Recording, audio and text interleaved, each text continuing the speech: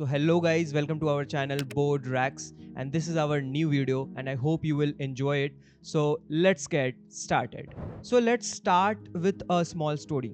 ये एक लड़की की कहानी है जिसको मैं जानता हूँ.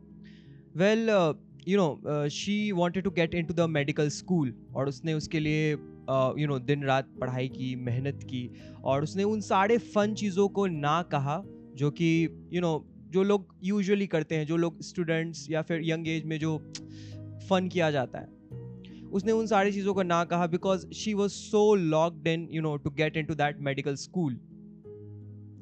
Now here is the scary part that came.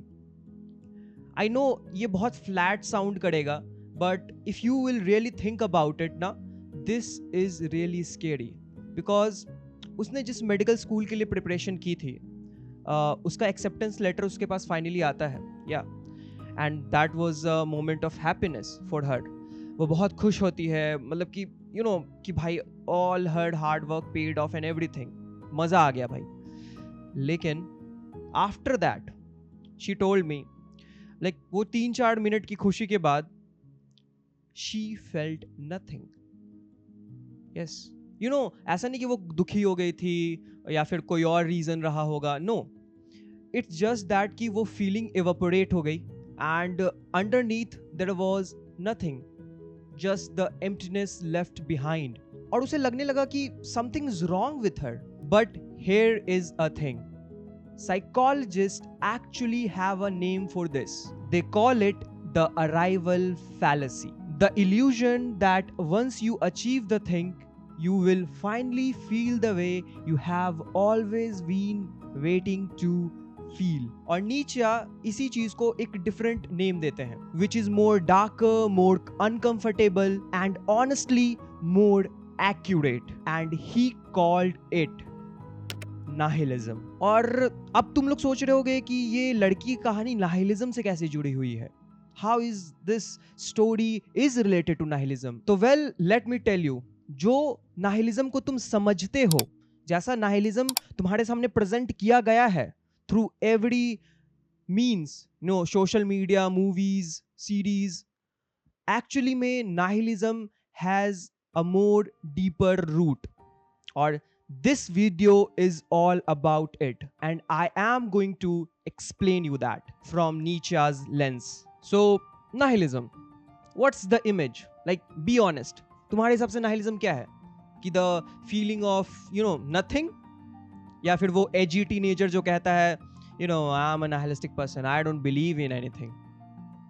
Yes, एक मूवी विलन जो किसी बिना गिल्ट के किसी को भी मार देता है मूवी में because he thinks morality is a social construct. या फिर अगर तुमने वो कोएन ब्रदर्स की मूवी देखी है द बिग लेबॉस्की, तो उसमें जो ग्रुप ऑफ नाहिलिस्ट रहते हैं जिनका कहना रहता है वी बिलीव इन नथिंग. और कहीं ना कहीं यही टेम्पलेट तुम्हें हर जगह देखने को मिलेगा कि एक ऐसा पर्सन जो किसी भी मॉरल रूल्स को, किसी भी एथिक्स को, किसी भी चीज को नहीं मानता है, उसे किसी भी चीज से फर्क नहीं पड़ता है. यही है nihilism. But Nietzsche looks at that and say, no, that is not a thing. That is not even close to the problem.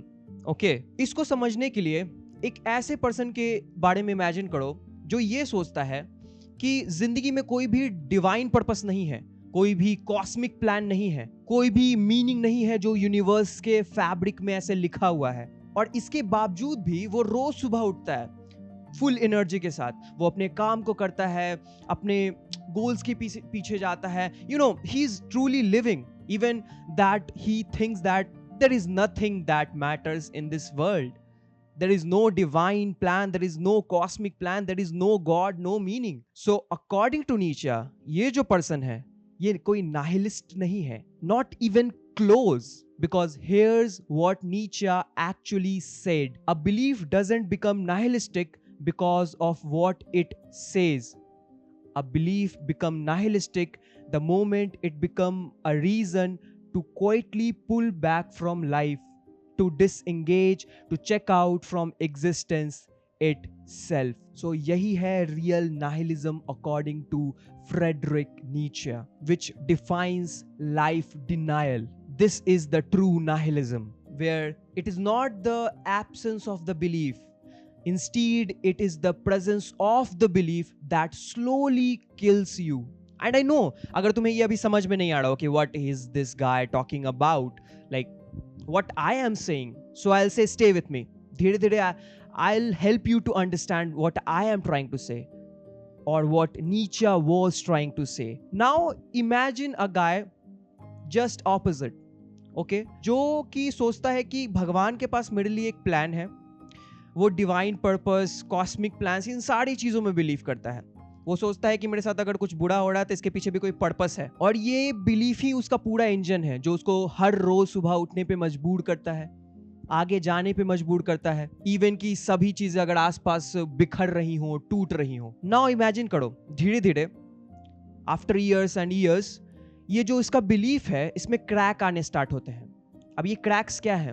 वो साइंस हो सकता है, डाउट्स हो सकते हैं, लाइफ एक्सपीरियंसेस हो सकते हैं, और इसका जो फेथ है ना वो धीरे धीरे ढीला पड़ने लग गया. And one morning when he wakes up all his faith is just gone. So क्या होगा उस पर्सन के साथ? क्या उसे सिर्फ ऐसे ग्रीफ महसूस होगा, सैडनेस महसूस होगी, और समथिंग मोर टोटल? जहां नीचा का कहना है ना कि जब तुम्हारा लाइफ डायरेक्टिंग बेस ही कोलैप्स जब कर जाता है, जिसके बलबूते पे तुम्हारा सारा चीज टिका हुआ था, तो तुम सिर्फ ग्रीफ या सैडनेस में नहीं जाते हो. जहां ये एक्टिवली तुम्हारे जिंदगी में डिसअपियर, होपलेसनेस, एपैथी और डीप एम्प्टीनेस प्रोड्यूस करता है, जहां ये तुम्हारे विल टू लिव को ही अंडरमाइन करता है.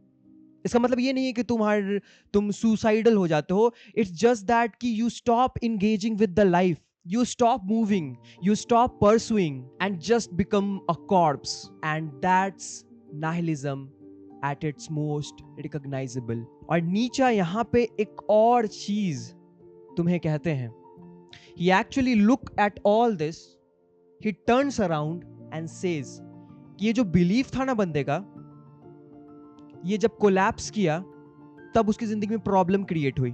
Yes, but according to Nietzsche, ये जो बिलीफ था वो एट अ टाइम अपने आप में ही प्रॉब्लम था. उसका कोलैप्स करने से मतलब नहीं है.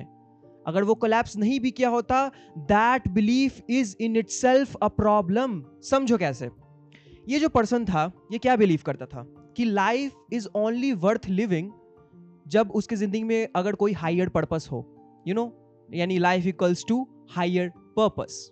यस, तो ये क्या इंप्लाई करता है कि ये ऑटोमेटिकली ये कहना चाह रहा है कि अगर जिंदगी में अगर कोई हायर पर्पस नहीं है ना, तो जिंदगी अपने आप में कोई जीने योग्य नहीं है. Life is not worth living without a higher purpose, without a divine cause और अ कॉस्मिक कॉज. और यहाँ नीचे हमें इंसिस्ट कर रहे हैं एक काफी हार्श ट्रुथ को एक्सेप्ट करने के लिए कि in reality there is no divine thing in this universe.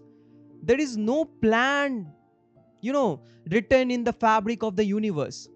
चाहे वो तुम्हारा जिंदगी हो या फिर मेरा जिंदगी हो, it does not have a divine cosmic plan attached to it. तो इसका मतलब ये है कि ये जो बंदा था जिसकी जिंदगी में God, divine purpose, cosmic plan इतना मैटर करता था, वो एक्चुअली में अपने आप में ही अपने लाइफ को डिवैल्यू कर चुका था. एंड इसका रीजन सिर्फ मैं गॉड पे नहीं दे रहा हूं. इसका रीजन ये था कि उसने अपने लाइफ को कंडीशनल बना लिया था, जैसा कि हम सभी करते हैं कि अगर ये एक्स चीज होगी तभी जिंदगी में अच्छा रहेगा. और जब तुम ऐसा करते हो ना, जब तुम किसी कंडीशन को अपनी जिंदगी का एंकर बना लेते हो ना, तो तुम उसी समय लाइफ को डिनाई कर चुके हो, तुम लाइफ को नो कह चुके हो. क्योंकि according to Nietzsche, holding the belief and losing it both are nihilistic, just they have different directions. क्योंकि एक बंदा जो भगवान में बिलीव कर रहा है और उसमें कंफर्ट ढूंढ रहा है, he is a nihilist person. और एक बंदा जिसने अपने इस बिलीफ को खो दिया है और डिसअपियर में पड़ा हुआ है, he is also a nihilistic person. So your meaning system and your meaninglessness, according to Nietzsche, are the two faces of the same disease. Now let's take a detour कि नीचा ने ये सारे आइडियाज तो ऐसे वैक्यूम में तो नहीं क्रिएट किए होंगे. So well, there was a person involved into it, जिसको नीचे एक टाइम पे अपना ग्रेटेस्ट टीचर मानते थे, and that is none other than Arthur Schopenhauer. तुम लोग सोचोगे साला ये हर वीडियो में नीचे शॉपेनहावर करते रहता है। वेल क्या करूं, these two guys are amazing। Well Schopenhauer का जैसा कि मानना था, अगर तुमने मेरे पुराने वीडियोस देखे हैं, अगर नहीं देखे तो जाकर देखो, लिंक डिस्क्रिप्शन में मिलेगा, कि life at its core is suffering. या और इसका रीजन कोई तुम्हारा बैड लक या फिर बैड सर्कमस्टांसेस नहीं है, इट्स जस्ट योर डिजायर। इसके पीछे की लॉजिक समझाता हूं अकॉर्डिंग टू शॉपेनहावर। तुम्हें जिंदगी में कुछ चाहिए, तुम उसके पीछे भागते हो और वो तुम्हें मिल भी जाता है, एंड देन इमीडिएटली तुम्हें फिर अब कुछ और जिंदगी में चाहिए, तुम उसके पीछे भागते हो, वो मिल जाता है, and this goes on and on and on. It's a endless hunger, endless desire. इसको अगर तुम रिलेट करोगे हमारे वीडियो के स्टार्टिंग वाले एग्जांपल से, कि वो जो लड़की थी वो ऐसे कुछ क्यों नहीं फील कर पा रही थी, क्योंकि उसका एक हंगर सेटिस्फाई हुआ getting into this medical college, so उसके अंदर एक और हंगर पैदा ले चुका था कहीं ना कहीं। सो दैट्स व्हाई उसका जो फीलिंग था वो अपने आप इवोपोरेट हो गया, और वहां पे एक नई फीलिंग जन्म लेने वाली थी, एक नया डिजायर जन्म लेने वाला था, may be get top rank in that college or something like that। So शॉपेनहावर का कहना है कि this is the nature of existence itself, जहां उनके अनुसार ये जो will to live है तुम्हारे अंदर, ये जो डिजायर है जीने की, यही सबसे बड़ा कारण है तुम्हारे पेन और सफरिंग का। So इसका सोल्यूशन क्या हो सकता है, क्योंकि शॉपेनहावर ने इसका सोल्यूशन भी तुम्हें दिया है। Well, according to him, उनका सिंपली कहना है कि suppress it, try to suppress your desires। गाने वाने सुनो जाके, तेरे मस्त मस्त दो नैन मेरे दिल का ले गए चैन। This is the solution of the Schopenhauer. Yes, suppress your feelings, go indulge into any art, listen music, want less, engage less, just take a step back from the game. So जब Nietzsche ने इस बात को पढ़ा ना, तो उनके दिमाग में एक बात क्लिक की कि yes, finally someone sees it clearly. और फिर नीचा ने अपनी पूरी जिंदगी आर्ग्यूमेंट में निकाली कि how Schopenhauer was the most dangerous kind of nihilist. क्योंकि अकॉर्डिंग टू नीचा ये जो सॉल्यूशंस दिए जा रहे हैं शॉपेनहावर की तरफ से कि suppress your feelings, take a step back from the life, what is this? It's a ultimate life denial. Simply Schopenhauer का कहना था कि step back from engaging with the life, और नीचा के अनुसार this is the most sophisticated coping mechanism invented. और coping का मतलब सिर्फ सर्वाइविंग होता है, ना कि जीना। So the teacher and the student are both staring at this meaninglessness of the universe. जहां टीचर का सिंपली आंसर रहता है कि step back from the life, suppress your feelings and everything, वहीं स्टूडेंट का आंसर है no, throw yourself at this life so it will open you up. And this is either the most courageous thing in the history of philosophy or the most delusional, or possibly both. I don't know. So I just want to ground this whole conversation into something less abstract, क्योंकि नीचा की आदत नहीं थी कि सिर्फ ऐसे बातों ही बातों में बातें बना के तुम्हें चीजें समझाएं। No, he get into the body, he get into the psychology, and for that we will be needing a guy.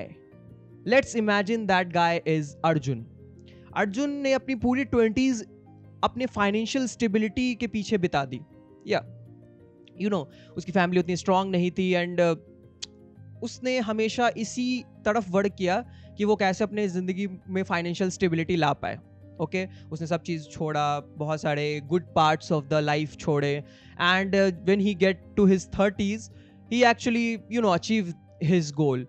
And one day after that achieving his financial stability, जब वो अपने थेरेपिस्ट के साथ बैठा हुआ होता है, तो वो अपनी एक फीलिंग शेयर कर रहा होता है उनके साथ, जिसको वो नेम नहीं कर पाता है कि व्हाट दैट फीलिंग इज। जहां पे मैं यहाँ पे डिप्रेशन या एंजाइटी की बात तो नहीं कर रहा हूँ। Okay, it's just more like the engine of his life has stopped. Like अपनी पूरी जिंदगी वो एक चीज के पीछे भाग रहा था, वो उसे मिल गई, और अब उसे उसके आगे का मैप नहीं पता है कि उसके आगे उसे किस तरफ, किस डायरेक्शन में दौड़ना है, क्योंकि उसने अपनी पूरी जिंदगी को एक एंकर पे लटकाए रखा था। और नीचे ऐसी चीज को सुसाइडल नाहिलिज्म कहते हैं। Now I need to be clear here, this is not the literal suicide. He is not predicting that Arjun will harm himself. What he really mean is कि जिंदगी में कई बार ऐसा होता है ना कि तुम जिंदा तो होते हो, कि you are working, you are functioning, but You stopped growing, as I already said.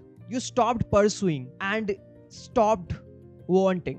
ये कुछ इस तरीके से कि the lights are on and nobody is at home. और नीचे के अनुसार this is the kind of a death, a death from disengagement with life. और this is the part that will actually disturb you.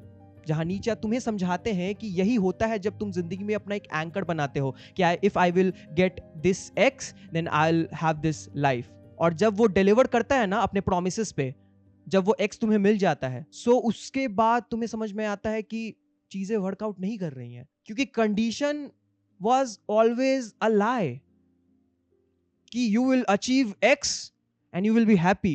You will achieve this, you will be happy. God has some bigger plans. So wait, बच्चा, show your कुंडली. 22 तारीख को तेरा दिन अच्छा है, उसी दिन बाहर निकलना लाल कपड़ा पहन के. These are all conditions. And Dostoevsky saw this same thing coming from a different angle. In his book, Brother Karamazov, one of his character, Ivan Karamazov, poses a very deadly question in the history of philosophy. If there is no God, if there is no, someone higher up there, so what will happen? Well, जिसका जवाब उनका character देता है कि फिर क्या, फिर कुछ नहीं बचेगा. There will be nothing. If there is no someone up there in the cloud, then there is nothing. और ये जो नथिंग है ना, यही काफी टेरिफाइंग है. जहां नीचा इस बात में और फर्दर जाते हैं in his book on the genealogy of morals, और वो कहते हैं कि जब ये कोलैप्स होता है ना, जब वो एंकर खत्म होता है कि तुम्हारी जिंदगी में वो चीज नहीं है जिसके ऊपर तुम ऐसे लुक करते थे, तो फिर your physiological capacity to live decreases. और मैं इसे मेटाफोरिकल सेंस में नहीं कह रहा हूं, इट लिटरली डिक्रीजेस फिजिकली. और जानते हो कि ये जो कोलैप्स है क्या प्रोड्यूस करेगा फिर तुम्हारे अंदर? Emptiness, resignation, hopelessness, apathy, disengagement. और जानते हो ये इसके बाद होगा क्या? क्योंकि ये जो फीलिंग्स है ना, ये कोई ऐसी फीलिंग नहीं है जो ड्रामेटिक सेंस में दिखेंगी. अगर तुमसे कोई पूछेगा कि भाई ठीक है ना तू, because you are looking like this, so तुम मे बी आंसर करोगे या I am all right, I am just tired. Okay, और यही तो बात है कि ये तुम्हारे जीने की शक्ति छीन लेता है. और जब इंसान ना परस्यू करना, ग्रो करना, वांट करना छोड़ देता है ना, तो वो सिर्फ फिलोसफिकल या फिर मॉरल लेवल पे नहीं मरता है, वो बायोलॉजिकली मर चुका होता है. उसका जो ये फेलियर है ना, वो बायोलॉजिकल लेवल पे होता है. इट लिटरली डिस्ट्रॉय हिम और हर फ्रॉम इनसाइड. और मैं इस पॉइंट पे एक और अनदर थिंकर को यहाँ इंट्रोड्यूस करना चाहूंगा तुम लोगों के सामने, because I think this whole conversation needs this guy, and this is none other than my another favorite guy, Albert Camus, the French philosopher. उन्होंने लिखी थी एक किताब, The Myth of Sisyphus, और उस किताब में उन्होंने सिसिफस की बात की है, जो कि एक बड़ा सा पत्थर लेके पहाड़ के ऊपर तक ढकेलता है, क्योंकि उसको भगवान ने वो पनिशमेंट दिया है बिकॉज ऑफ सम रीजन. और वो स्टोरी पीछे की क्या है वो तुम खुद इंटरनेट पे जाके पढ़ सकते हो. और जब वो पहाड़ पे उस पत्थर को ले जाता है, वो पत्थर वापस रोल बैक करके नीचे आ जाती है पहाड़ के, और उसे वापस से लौट के वो फिर वो काम करना है टिल इटर्निटी तक, जिसके पीछे कोई मतलब नहीं बन रहा है. जहां फिर कामू कहते हैं कि one must imagine Sisyphus happy. अब हम लोग सिसिफस को खुश क्यों इमेजिन करें? क्योंकि वो एक दिन बोल्डर नीचे रोल करना बंद कर देगा? नहीं. क्या एक दिन भगवान उसे माफ कर देंगे? नहीं. हम लोग सिसिफस को इसलिए खुश इमेजिन कर सकते हैं क्योंकि द मोमेंट जब वो चूज करता है कि उसे वापस मुड़ के नीचे आके उस पत्थर को वापस ऊपर ढकेलना है ना, तो वो किसी कंडीशन का वेट नहीं कर रहा है. उसके अंदर कोई ऐसे कंडीशन नहीं पनप रही है. He is just simply doing this absurd thing without thinking anything else. He's just simply revolting against this absurdity. और नीचे और Camus, I know they are not the same guy. They disagree on lot of things, but they arrive at something adjacent. कि तुम्हें उस boulder के रुक जाने का इंतजार नहीं करना है कि someday it's gonna stop और फिर तुम्हारी जिंदगी जीने योग्य हो जाएगी. सिसिफस उस बात का इंतजार नहीं कर रहा था. तो क्वेश्चन यही है कि क्या तुम इस बात में विश्वास करते हो, या फिर बाकियों की तरह, मोस्ट ऑफ लोगों की तरह तुम सीक्रेटली वेट कर रहे हो उस बोल्डर के रुकने का, जब तुम्हारी जिंदगी अच्छी होगी, क्योंकि वो बोल्डर कभी रुकने वाला नहीं है, वो वापस रोल बैक करेगा नीचे. So here I am suppose to land this plane of thought and give you a framework. Yes, you know, a inspiring framework जिसके ऊपर फिर तुम एक्ट कर पाओगे और तुम्हें लगेगा कि तुम जरूर यहां से कुछ सीख के गए हो. But I am not going to do that, and not because कि I want to be clever about it, but the reason is something else, something real. क्योंकि ये पूरे वीडियो का जो आर्ग्यूमेंट था कि नाहिलिज्म का जो ये थिंग है जो तुम्हारी जिंदगी में आती है, इट्स ऑल बिकॉज जब तुम अपनी जिंदगी में कंडीशन डाल देते हो.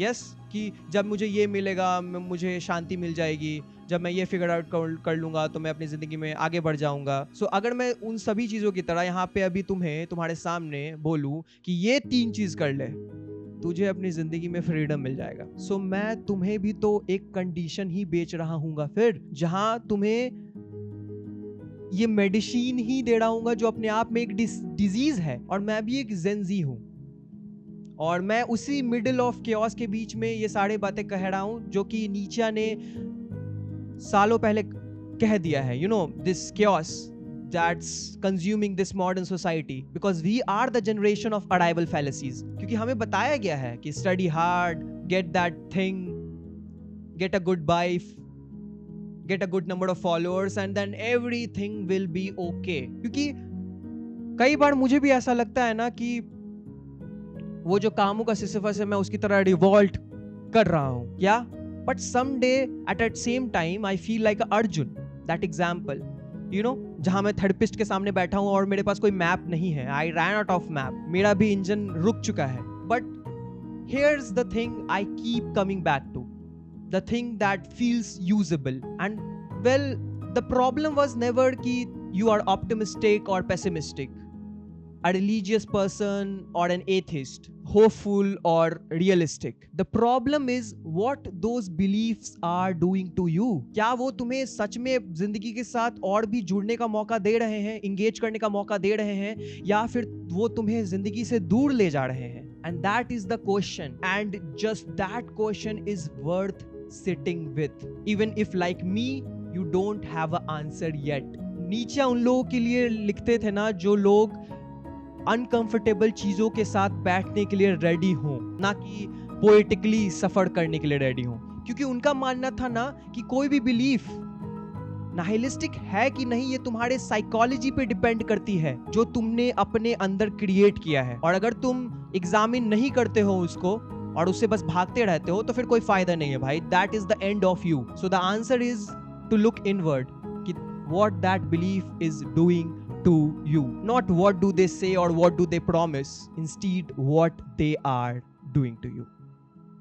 And that was it in this video, and I hope कि तुम्हें कुछ ना कुछ तो समझ में आया होगा. और ऐसा हुआ है, अगर यहाँ पे कुछ प्रेशर पड़ा है तो please like this video, subscribe to my channel, and drop your comments or thoughts in the comment box. Till then, meet you into the next video. So be curious and thanks for watching. And yeah, one thing at last कि जो भी बात मैं ये कर पाया हूँ is because of one essay जिसका लिंक मैं डिस्क्रिप्शन में डाल दूंगा. Again, thanks for watching.